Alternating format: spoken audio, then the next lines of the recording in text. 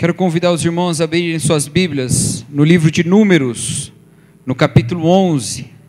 Nós leremos a partir do versículo 16 até o versículo 30. Diz assim a palavra de Deus: E o Senhor disse a Moisés: reúna 70 autoridades de Israel, que você sabe que são líderes e supervisores entre o povo. Leve-os à tenda do encontro, para que estejam ali com você. Eu descerei e falarei com você, e tirarei do espírito que está sobre você e o porei sobre eles. Eles o ajudarão na árdua responsabilidade de conduzir o povo, de modo que você não tenha que assumir tudo sozinho. Diga ao povo: consagrem-se para amanhã, pois vocês comerão carne. O Senhor os ouviu quando se queixaram a ele, dizendo: se tivéssemos carne para comer, estávamos melhor no Egito. Agora o Senhor lhes dará carne e vocês a comerão. Vocês não comerão carne apenas um dia, ou 2, ou 5, ou 10, ou 20, mas um mês inteiro, até que lhes saia carne pelo nariz, e vocês tenham nojo dela, porque rejeitaram o Senhor que está no meio de vocês, e se queixaram a ele, dizendo: por que saímos do Egito? Disse, porém, Moisés: aqui estou eu no meio de 600.000 homens em pé, e dizes: darei a eles carne para comerem durante um mês inteiro. Será que haveria o suficiente para eles se todos os rebanhos fossem abatidos? Será que haveria o suficiente para eles se todos os peixes do mar fossem apanhados? O Senhor respondeu a Moisés: estará limitado o poder do Senhor? Agora você verá se a minha palavra se cumprirá ou não. Então Moisés saiu e contou ao povo o que o Senhor tinha dito. Reuniu 70 autoridades dentre eles e as dispôs ao redor da tenda. O Senhor desceu na nuvem e lhe falou, e tirou do espírito que estava sobre Moisés e o pôs sobre as 70 autoridades. Quando o espírito veio sobre elas, profetizaram, mas depois nunca mais tornaram a fazê-lo. Entretanto, 2 homens chamados Eldade e Medade tinham ficado no acampamento. Ambos estavam na lista das autoridades, mas não tinham ido para a tenda. O Espírito também veio sobre eles e profetizaram no acampamento. Então certo jovem correu e contou a Moisés: Eldade e Medade estão profetizando no acampamento. Josué, filho de Num, que desde jovem era auxiliar de Moisés, interferiu e disse: Moisés, meu senhor, proíba-os. Mas Moisés respondeu: você está com ciúme por mim? Quem dera todo o povo do Senhor fosse profeta, e que o Senhor pusesse o seu espírito sobre eles. Então Moisés e as autoridades de Israel voltaram para o acampamento. O que é que nós esperamos quando nos reunimos como igreja? Quando nós nos reunimos num culto, o que é que a gente espera ter, presenciar, viver, receber naquele culto? Qual é a experiência que nós esperamos concretizar quando nos reunimos como igreja? Não é raro que nós pensemos que o povo reunido como igreja está ali para presenciar uma atuação poderosa de Deus, não é? Nós até cantamos coisas assim. Nós cantamos, por exemplo: eu quero ver agora o teu poder, a tua mão, como é? Eu quero ver a tua glória, desculpa, a tua mão não, a tua glória, a tua mão é outra música. Eu quero ver agora o teu poder, a tua glória inundando o meu ser, não é? Eu quero ver o teu poder aqui agindo. Grandes coisas estão por vir, grandes coisas vão acontecer nesse lugar. A gente não fala isso? Não canta essas coisas? Não é raro a gente ter uma expectativa de que a reunião da igreja seja a reunião da manifestação do poder de Deus, de que o culto seja um lugar de um encontro místico, no qual um milagre vai acontecer e abalar as estruturas da nossa vida. Às vezes, isso acontece. Às vezes, isso acontece com frequência. Às vezes, isso acontece todo santo domingo. E todo domingo, aquela congregação se reúne, e todo domingo, as estruturas são abaladas, e todo domingo tem testemunho de milagre, e todo domingo as pessoas saem chorando, e todo domingo as pessoas saem de lá como que renovadas por um poder espiritual que fez grandes coisas naquele lugar e que demonstrou a sua glória e o seu poder na vida daquelas pessoas. Eu não acredito que seja nossa função julgar a manifestação do Senhor em nenhuma reunião. O que nós julgamos é o que se prega a partir do que a Bíblia diz. A Bíblia nos ensina a julgar os profetas, ensina a julgar as profecias, a partir do que ela testemunha. Então, não estou aqui para dizer quando o agir de Deus num culto é de Deus mesmo e quando não é. Mas estou aqui para dizer como o poder de Deus se manifesta na igreja. E vou dizer para os irmãos, não é só com sentir a presença dele em cultos. Não é só com abalo da estrutura do nosso ser em reuniões dominicais. Na verdade, quando nós olhamos para a Bíblia toda, nós vemos que o poder de Deus se manifesta de muitas maneiras, mas os ritos instituídos por Deus no Antigo Testamento não tinham a função de fazer as pessoas presenciarem milagres. Os ritos eram os ritos, Deus fazendo milagre ou não, eles tinham que fazer. Eles tinham que estar ali oferecendo sacrifício, fazendo as purificações, tudo eles tinham que fazer. E também no Novo Testamento, não é o tempo todo que a igreja se reúne que milagres acontecem. Mas a palavra de Deus diz que eles deveriam se reunir e não abandonar a sua congregação. Pelo contrário, exortar uns aos outros com mais afinco, ainda mais quando vê que o dia se aproxima. Fala lá em Hebreus. Porque nós temos uma ideia de poder de Deus, que é uma ideia de um poder bastante carismático, um poder bastante espetacular, miraculoso, uma manifestação de mudar as leis da natureza.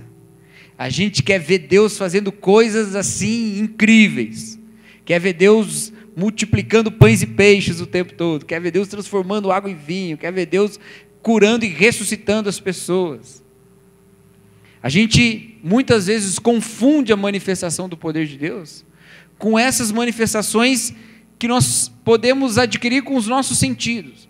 Eu quero ver com esses olhos aqui, não com a fé. Eu quero sentir com essas mãos aqui, e não apropriando da realidade que a Bíblia traz pela fé. Mas Deus é um Deus de poder, e seu poder se manifesta na igreja, e seu poder se manifesta na igreja de uma outra maneira e com outro propósito. O Senhor faz, age e nos proporciona experiências que são maravilhosas, mas essa não é a regra. Nós já estamos num mundo todo feito pelo poder de Deus, e tudo isso é testemunho de que Deus é poderoso. O vento, a chuva, o sol, nós aqui reunidos, as coisas que fazemos pela engenhosidade humana, as músicas que cantamos aqui, que foram compostas por pessoas, com letras que pessoas escreveram, a técnica dos músicos que nos eleva por ser tão bonita, tudo isso nos fala do poder de Deus, porque nada disso existiria se Deus não tivesse manifestado o seu poder. Ainda assim, Deus manifesta o seu poder através da igreja de um jeito especial. Nós estamos pensando na palavra de Deus, no tema mais de Deus e mais para Deus. Já falamos sobre glória, a glória de Deus, já falamos sobre a paz, mais da paz de Deus e mais para Deus em paz. Já falamos do amor e hoje nós vamos falar do poder. Quando nós buscamos o poder de Deus, o que é que nós estamos buscando? O que é que nós queremos de Deus? Esse texto que nós lemos, ele é um daqueles textos que estão no contexto do Êxodo, aquela jornada que o povo de Deus faz, saindo do Egito e indo na direção da terra prometida. Uma viagem que dura 40 anos, 38 dos quais estão registrados nesse livro de Números. Apesar de ter um outro livro que chama Êxodo, o livro de Êxodo tem só um pedacinho dessa viagem. A maior parte está no livro de Números. Levítico traz grande parte da lei que Deus dá nesse processo, e Deuteronômio, o último livro do Pentateuco, traz o discurso final de Moisés, já no fim dessa jornada, quando Josué vai liderar o povo para vencer os inimigos na terra prometida. O Êxodo, então, a história do Êxodo está contida nos livros de Êxodo e Levítico principalmente. Tem uma partinha, Êxodo e Números principalmente. Tem uma partinha em Levítico, tem uma partinha em Deuteronômio, mas esses dois livros é que trazem a maior parte de narrativas. E esse texto traz uma narrativa que está num outro contexto mais específico, que é da teimosia e reclamação do povo de Deus. Algo que se repete várias vezes nessa jornada de 40 anos entre o Egito e a Terra Prometida. O povo sendo guiado por Deus, com muitas manifestações do poder de Deus o tempo todo, e ainda assim reclamava de muitas coisas que achavam que tinha que ser diferente, que tinha que ser melhor, e às vezes abandonavam a vontade de Deus e aí recebiam juízo por causa disso. E a reclamação específica nesse momento aqui é por uma das coisas mais bobas que você pode imaginar. Para nós é boba, para eles lá era uma outra história, mas para a gente olhando aqui parece bem bobo. O povo saiu do Egito e estava no deserto, andando no deserto. No deserto não dá para plantar, no deserto não dá para criar animal, no deserto não dá para fazer nada. E estavam andando no deserto e precisavam comer. 600 mil homens, e mais mulheres e crianças, e mais animais, e mais um monte de seres naquela jornada, e tinha que alimentar todo mundo, no deserto. Como isso se manifestava? A palavra de Deus diz que Deus miraculosamente sustentou aquele povo em toda a jornada, fazendo cair do céu o maná, um tipo de alimento que nós não sabemos direito o que é, mas que caía sobre o solo e deixava tudo branquinho, eles iam lá e colhiam e comiam. Cada dia eles pegavam o maná, e Deus dizia, só é para pegar o do dia, não é para pegar para mais de um dia. Quando pegavam para 2 dias, o que acontecia? No dia seguinte já tinha estragado. Parecia que era altamente perecível, exceto no último dia da semana, no penúltimo dia da semana, que eles tinham que pegar 2 vezes, porque no sábado eles não pegavam. E quando eles não colhiam o maná no sábado, aquele que eles tinham pego na sexta durava 2 dias. Todos os dias o maná durava um dia só, exceto da sexta, que vinha com um pouquinho mais de conservante espiritual, e durava 2 dias. Alguns desavisados na primeira semana saíram no sábado para pegar o maná também, queriam mais. Chegou lá, não tinha. Por quê? Ele falou que não ia cair no sábado. Ia cair de domingo até a sexta, e no sábado não. E foi assim, Deus manifestando e dando esse alimento para o povo. Acontece que chega num ponto, e é o que a gente vê aqui no versículo 4, vocês depois podem ler. Chega num ponto em que o povo começa a reclamar de comer todo dia a mesma coisa. Todo dia a mesma coisa. Todo dia o povo estava lá e comia o maná. E começou a falar, olha, lá no Egito nós comíamos carne. Lá nós comíamos peixe. Nós tínhamos de graça peixe. Pepinos, olha, o pessoal estava com tanta fome que tinha saudade de pepino, né?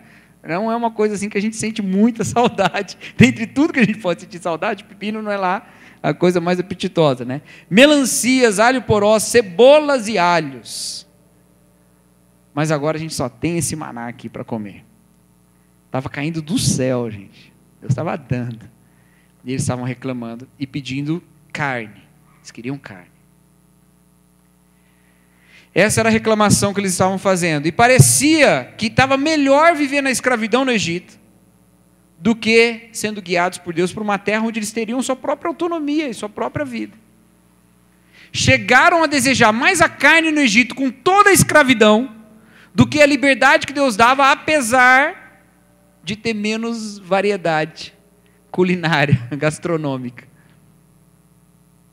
Era disso que eles estavam reclamando. Era disso. Um pouquinho antes, no início do capítulo 11, diz que Deus se irou com o povo por causa das reclamações do povo. E queimou as extremidades do acampamento. E aí Moisés orou e o fogo apagou. Deus mostrou já a sua ira. E aí o povo depois reclama de novo. E aí Moisés vai diante de Deus. Moisés, o líder daquele povo, vai diante de Deus. E vai clamar a Deus por aquele povo. E Moisés traz um discurso, que é um discurso muito comovente. Ele faz uma oração a Deus, que é uma oração comovente. Olha só o que ele diz, versículo 10. Moisés ouviu gente de todas as famílias se queixando, cada uma à entrada da sua tenda. Então acendeu-se a ira do Senhor, e isso pareceu mal a Moisés. E ele perguntou ao Senhor: por que trouxeste esse mal sobre o teu servo? Quem é o servo? Ele mesmo. Por que o Senhor trouxe esse mal sobre mim? Foi por não te agradares de mim que colocaste sobre os meus ombros a responsabilidade de todo esse povo? Por acaso fui eu que o concebeu? Fui eu quem deu à luz?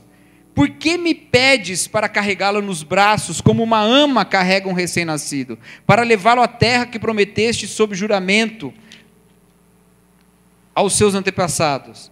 Onde conseguirei carne para todo esse povo? Eles ficam se queixando contra mim, dizendo: dê-nos carne para comer. Não posso levar todo esse povo sozinho, essa responsabilidade é grande demais para mim. Se é assim que vais me tratar, mata-me agora mesmo. Se te agradas de mim, não me deixes ver a minha própria ruína. Olha só.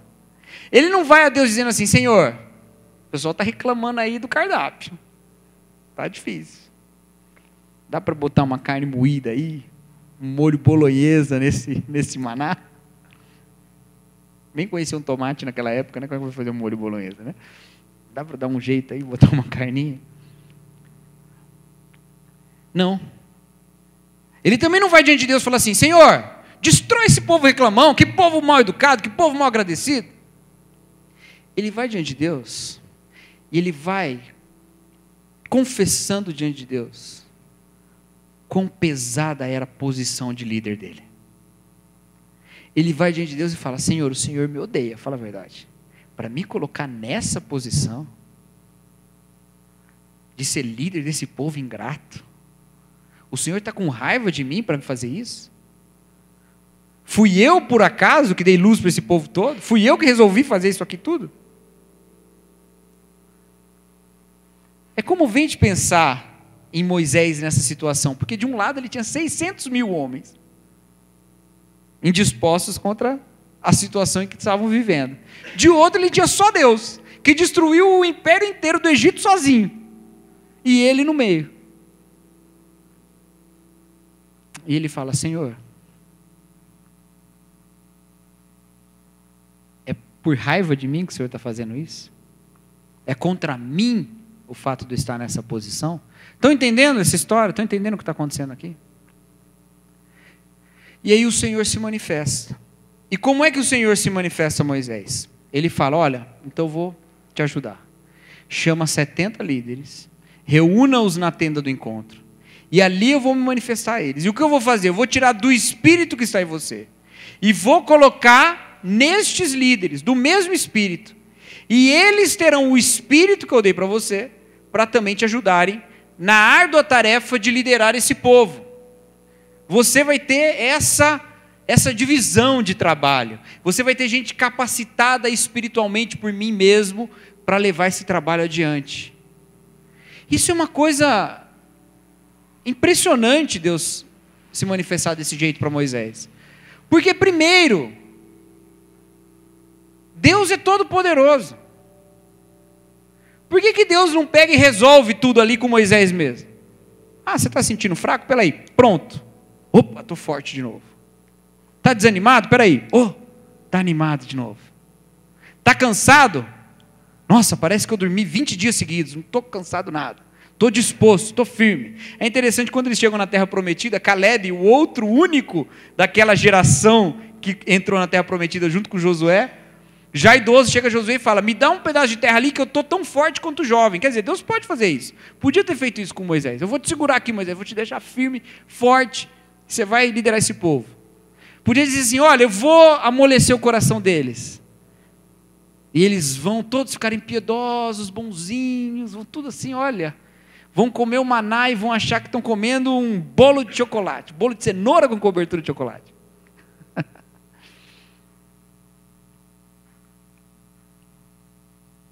Porque Deus é todo poderoso. Ele poderia manifestar o poder dele desse jeito. Mas ele resolveu manifestar o seu poder em comunidade. Ele resolveu manifestar o seu poder capacitando outros para dividir o fardo. Ele resolveu manifestar o seu poder empoderando outras 70 pessoas e colocando-as na posição de dividir a carga do líder, que era Moisés. Toda essa história é muito bonita, muito tocante, muito interessante. Tem a parte lá de sair carne pelo nariz, que vocês leram, né? Vai ficar para um outro domingo. Mas o mais interessante de tudo isso que eu acho é o final. Porque isso aqui, esse final, esses versículos que vão ali do versículo 26 até o versículo 30, eles criam um gancho de uma outra história do poder de Deus, que vai aparecer de repente em vários pontos da Escritura, até se revelar de maneira clara no Novo Testamento. Tem essa história toda que é interessante por si mesmo, mas tem um gancho no final, um suspense, que fica aberto, que poderia ser chamado o desejo de Moisés.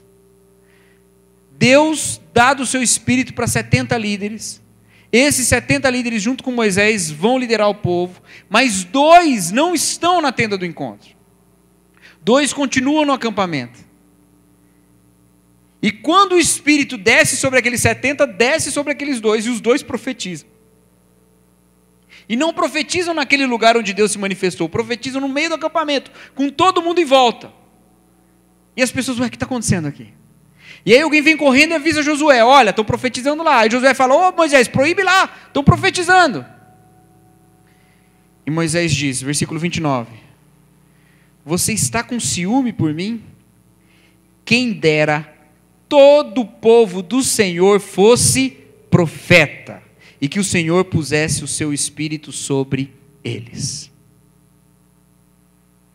Esse é o desejo de Moisés. Quem dera que todo o povo tivesse o espírito de Deus, e que todo o povo fosse profeta.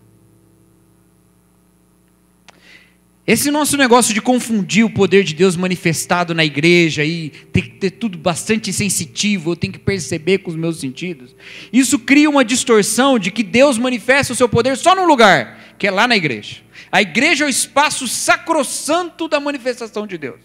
A gente vai ensinando isso desde pequenininho para criança. Olha, na igreja não pode correr, porque aqui, esse solo aqui é sagrado, você corre, você escorrega, bate a boca, quebra os dentes. Não, a gente não fala isso, né? Mas não pode. Acabou a ceia, não pode beber aquele suco ali não. Aquele negócio ali é poderoso. O poder de Deus está contido ali. Não pode. A gente vai sacralizando esses ambientes. A gente vai dizendo, olha, Deus agora está aqui. Mas não estava com a gente em casa? Não estava com a gente no caminho? Deus está aqui só agora? Senhor, manifeste-se a nós agora, eu quero ver o teu poder. A gente vai sacralizando esse espaço. Mas o poder de Deus não estava na tenda do encontro, porque ele também manifestou no acampamento. A gente sacraliza a liderança. Vamos lá, porque você está doente, você está precisando de uma cura, e lá tem um pastor que faz uma oração, que olha, cura tudo, de dor de cabeça mal olhado, vamos lá. Ele tem a oração nervosa, que é o equivalente gospel da reza braba, né? Vamos lá. Vamos lá. A gente vai sacralizando a personalidade, a pessoa. Ele é o profeta. Mas aí Moisés disse, não, quem dera todo o povo de Deus tivesse o Espírito e fosse profeta. Quem dera fosse assim. O desejo de Moisés. E é interessante que ele pergunta, você, Josué, está com ciúme por mim? Parece que ele está falando, nem eu estou com ciúme do meu poder mesmo, eu quero mais é que o povo tenha o Espírito. Abre parênteses. O desejo do real líder do povo de Deus é que todo o povo de Deus tenha comunhão com Deus. E tenha mais do Espírito de Deus. E não que ele seja a autoridade intermediária entre o povo e Deus. Moisés não só não tinha ciúme do poder que Deus tinha conferido a ele com o Espírito diante dos outros 70. Ele não tinha ciúme diante do povo todo. Ele preferia que Deus colocasse o seu Espírito em todo mundo, para que assim todo mundo estivesse capacitado a ser conduzido pelo Espírito diretamente.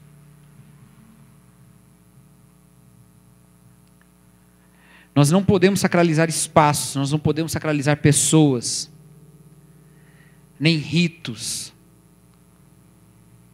nem nada. Santo é o Senhor, e Ele é que santifica.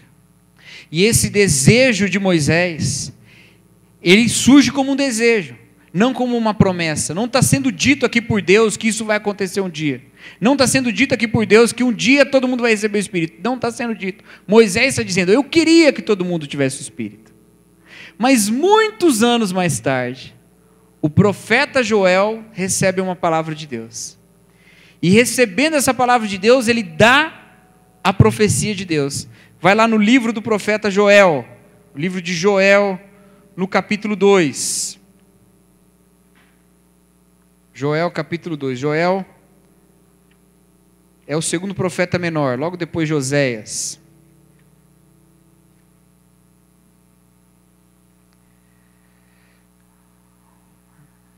É um livrinho pequenininho, 3 capítulos só, mas está lá, Joel, capítulo 2. No versículo 28, Joel traz de novo esse desejo de Moisés, mas não como desejo, mas como profecia. Olha só o que diz, Joel, capítulo 2, verso 28 e 29. E depois disso derramarei do meu espírito sobre todos os povos, ou sobre toda a carne. Seus filhos e suas filhas profetizarão, os velhos terão sonhos, os jovens terão visões. Até sobre os servos e as servas derramarei o meu espírito naqueles dias. Uma profecia sobre o dia do Senhor, um tema recorrente dos profetas do Antigo Testamento. E Joel está dizendo, naquele dia, o Espírito de Deus estará sobre todos os povos, e todos profetizarão, e todos falarão do Senhor, porque o Senhor terá lhes dado o poder do Espírito. Até os servos e as servas. É muito interessante, quando ele fala todos os povos, para nós parece uma coisa, tem crente em todo lugar mesmo, né? Mas ele está falando no contexto de um povo escolhido por Deus séculos antes, e que estava caminhando sabendo que eles eram o povo de Deus, com o templo de Deus o tempo todo, sabendo quem é o Deus que eles adoram, com ritos, com sacerdotes, com tudo lá. E Deus está falando, não é só para vocês isso. O meu Espírito vai se manifestar e eu derramarei sobre gente de tudo quanto é povo, porque esse é o meu plano. É isso que eu quero manifestar. Aquele desejo de Moisés se torna aqui no livro de Joel uma profecia, uma promessa. E se torna uma promessa que foi cumprida. Quando? Séculos mais tarde de novo.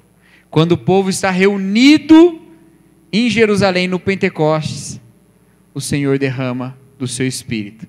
Vai lá agora, em Atos, capítulo 2.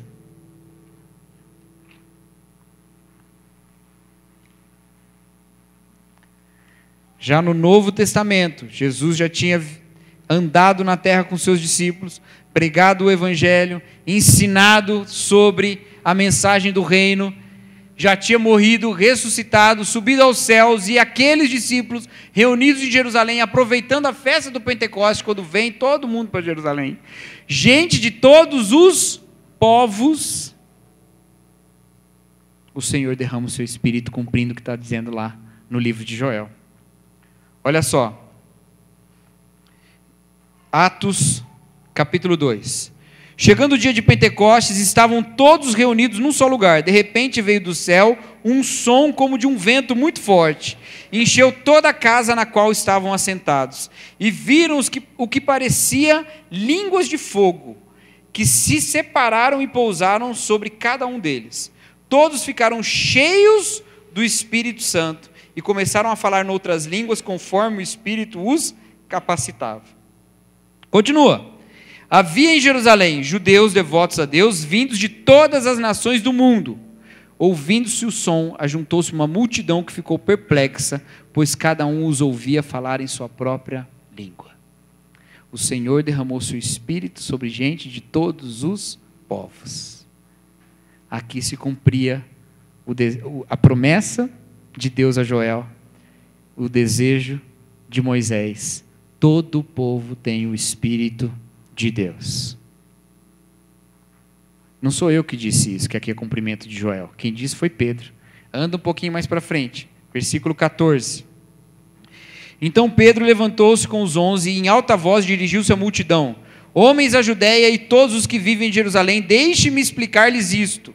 Ouçam com atenção, estes homens não estão bêbados, como vocês supõem. Ainda são 9 horas da manhã. Ao contrário, isso é o que foi predito pelo profeta Joel. Nos últimos dias, diz Deus, derramarei meu espírito sobre todos os povos. Os teus filhos e tuas filhas profetizarão, os jovens terão visões, os velhos terão sonhos. Sobre os servos e as minhas servas derramarei do meu espírito naqueles dias e eles profetizarão. Está entendendo o que eu estou dizendo aqui? O que a palavra de Deus está nos trazendo? Tinha um povo de Deus no deserto, reclamando do que Deus estava fazendo com o seu poder, que eles estavam vendo todos os dias. E Deus tirou do espírito que estava em Moisés e deu para 70. Moisés disse, eu queria que todo mundo tivesse. Eles viam o poder de Deus se manifestando todos os dias. Coluna de fogo à noite, nuvem de manhã, guiando-os pelo deserto, o maná caindo do céu todos os dias e sendo preservado da sexta para o sábado, o poder de Deus abrindo o mar, o poder de Deus tirando água da pedra, o poder de Deus curando e fazendo gente morrer, fogo de Deus, trovões, tudo acontecendo, a nuvem de Deus pousando sobre a tenda do encontro. Eles viam isso, eles viam o poder de Deus agindo, mas não neles. Joel, séculos mais tarde, diz, um dia todo o povo terá o poder de Deus. E no Pentecoste, todos os que confessam e clamam o nome de Jesus Cristo, recebem do poder de Deus. Você crê em Jesus Cristo? Você tem do poder de Deus na sua vida, pelo Espírito Santo que habita na sua vida. O Espírito Santo que habita em você, te dá poder vindo de Deus, para você ser instrumento dele. Porque todos os servos do Senhor recebem desse poder. Mas para quê?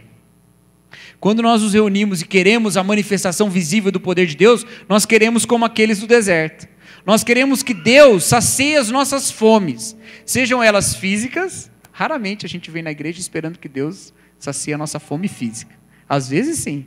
Alguns chegam aqui pedindo isso. Mas Deus não faz cair maná quando chega alguém faminto aqui na frente. Deus usa quem para dar comida para ele? É nós. Junta uma grana, vai ali no Pida, compra um lanche e dá para o cara. Não é? Já fizemos isso algumas vezes, não foi, Silvio? Não cai maná. Chega aqui, alguém aqui com fome. Olha, eu estou com fome, tem alguma coisa. Peraí, irmão, vamos orar. E o Senhor vai jogar um maná do céu. E se der sorte, vai vir carne também. E se der sorte, vai sair até pelo seu nariz. De tanta carne que vai vir. Não. A gente vai lá e ajuda. Não é? Mas também vamos esperar o poder de Deus se manifestar nas nossas outras fomes tantas, que queremos que Deus se manifeste. E o Senhor abençoa, porque Ele diz que abençoa, Ele diz que sustenta, Ele diz que Ele dá de todas as coisas que nos serão acrescentadas no que buscamos o seu reino. Ele fala isso tudo. Ele nos sustenta, Ele nos guia, Ele cuida de nós. Mas o poder de Deus não tem essa finalidade. Deus não age com seu poder no mundo para simplesmente encher o nosso bucho, seja ele literal ou simbólico.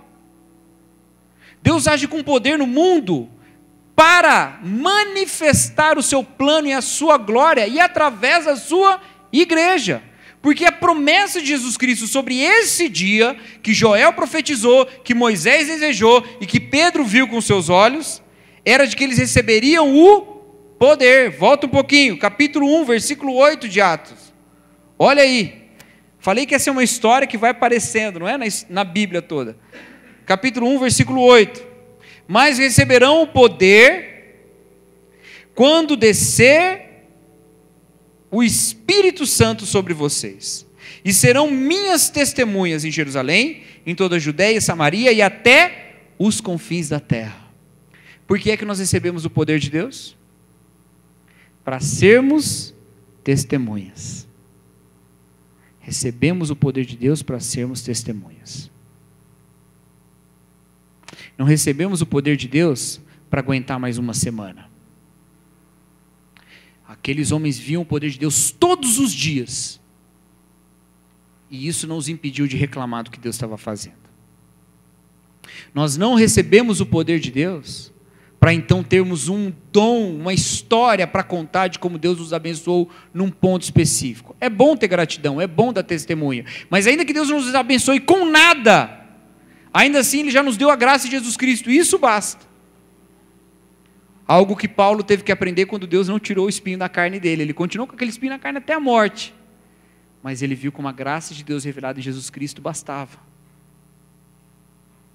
Se Deus não nos abençoar mais com nada daqui até o fim da vida, apenas nos deixar acordar um dia após o outro, que já é bênção bastante, não é?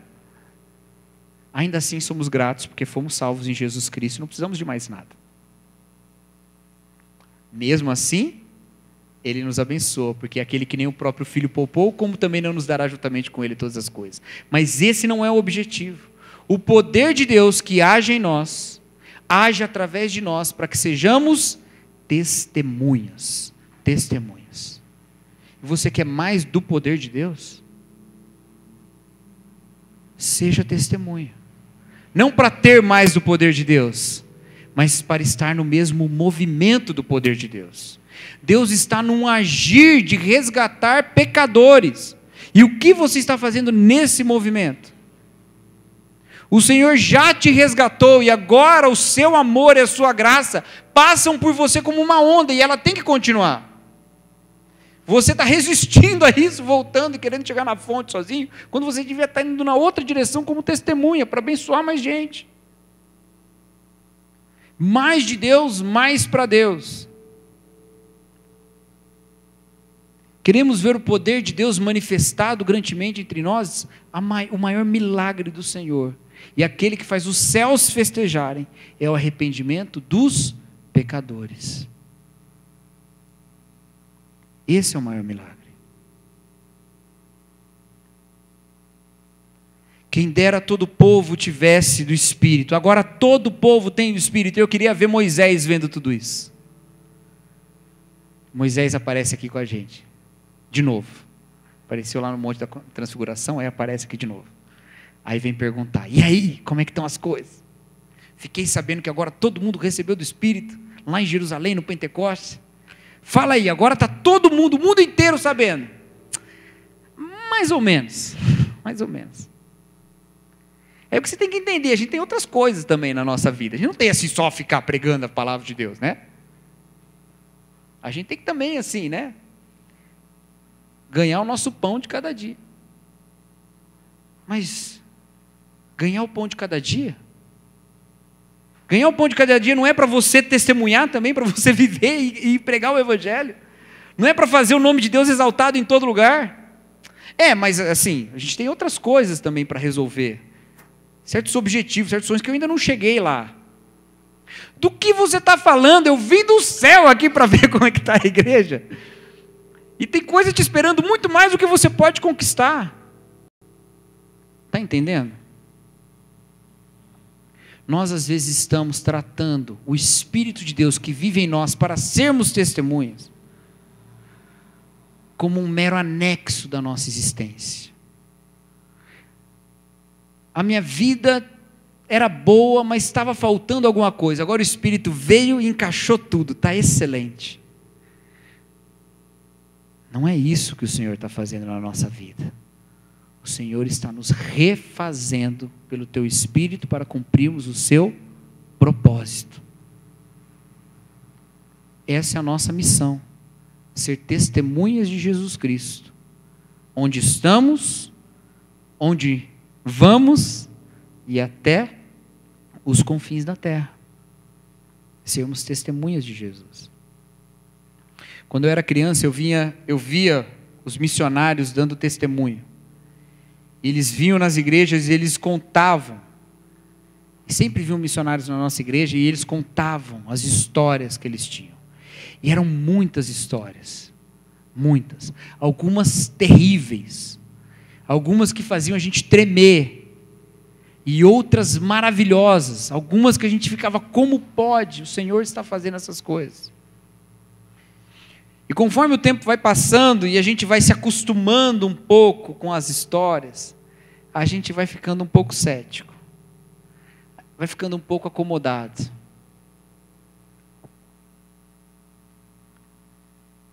A gente vai descrendo um pouco do poder de Deus. E a gente vai falando, mas Deus é poderoso, mas assim, né? Nem sempre Ele está com vontade de fazer a vontade dEle. Não, não é isso. É você que não está na vontade dEle. Você está querendo que Deus resolva a sua vontade. A palavra de Deus diz que isso não é assim. Pedis e não recebeis, porque pedis mal, porque pedis para gastardes nos seus próprios interesses. O poder de Deus atua na missão que Deus tem. Não é você que deu uma missão para Deus. Deus, olha, agora é o seguinte, contratei seu serviço, o Senhor resolve aqui o problema da minha vida. Não. O Senhor te comprou, te resgatou para ser servo dEle. E para com poder atuar através de você. E aí você olha e fala, não, mas eu não. Eu não tenho chamado. Olha só, pastor Ivan, Kiko, Nadir, irmã Silvia, missionários, eles sim têm chamado para ir. Eles sim. Ficou nos 70 o Espírito de Deus ou foi para o povo todo? E foi para o povo todo para quê? Para ser testemunha. Para ser testemunha. Não é para ser outra coisa. E quem foram os primeiros missionários que começaram a pregar fora de Jerusalém? Uma turma que foi perseguindo em Jerusalém e fugiu para Antioquia. E lá começou uma igreja que virou o foco missionário do mundo. Qual é o nome desse povo? A gente só sabe de alguns, não sabe de todo mundo. Eram anônimos, agindo pelo Espírito de Deus. Anônimos, movidos pelo poder de Deus. Está na hora de nós reordenarmos o nosso pensamento a respeito do que Deus está fazendo no mundo. Você pode ter vindo para a fé em busca de uma solução para problemas do seu coração, da sua vida, da sua saúde, da sua família, mas você não pode ficar nisso. Senão você vai ser como um povo no deserto, comendo das bênçãos de Deus e reclamando de barriga cheia. Você deve se envolver na missão de Deus. E quando você perceber um espinho na carne, quando você perceber um problema, quando você perceber uma dificuldade, e você clamar a Deus, falou, Senhor, eu quero fazer pelo Senhor, me ajuda nisso, resolve essa questão. O Senhor pode dizer, sim, que todas essas coisas serão acrescentadas, ou não, minha graça te basta. Continua fazendo, apesar das suas dificuldades, apesar dos seus problemas, seja um servo meu, porque eu te resgatei para ser meu servo e minha testemunha. O Senhor é poderoso, e a maior prova de que Ele é poderoso é que Ele está enchendo pecadores com teu espírito, com seu espírito. Nós fazemos parte desse movimento. Os que vieram antes de nós faziam parte desse movimento. E por nós, muitos virão a fazer parte desse movimento. Amém?